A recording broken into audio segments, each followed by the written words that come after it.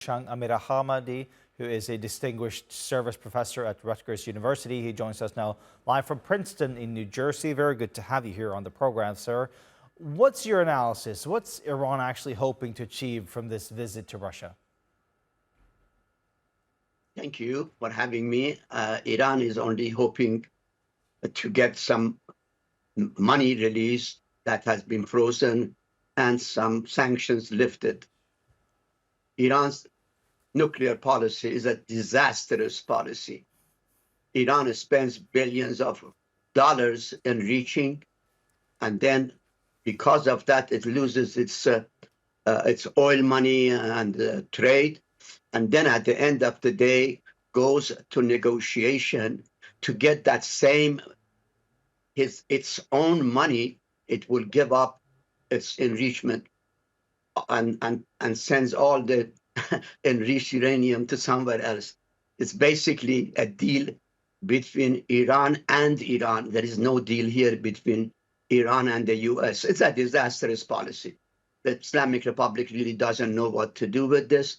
It is cut off into a corner.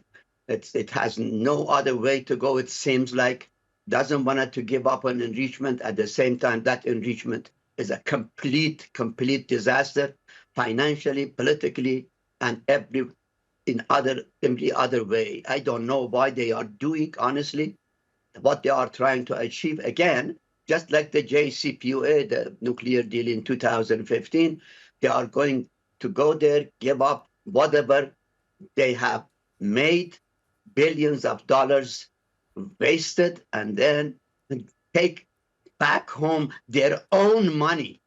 Iran takes its own money back, gives its own nuclear things to them. It's a deal between Iran and Iran. There is no deal here between US and Iran. Besides that, the enrichment issue has nothing to do with United States of America.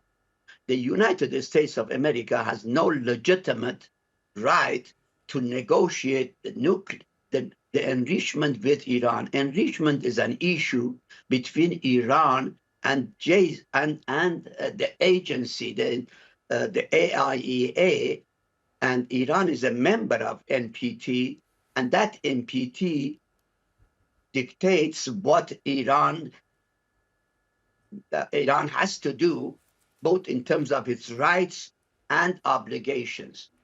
Now, if Iran wants to make another deal with any country, including the US, then it has to come out of NPT. You can't be in NPT and negotiate with the US and negotiate with Russia and then with China and then with India. Then, I mean, it's just a crazy idea.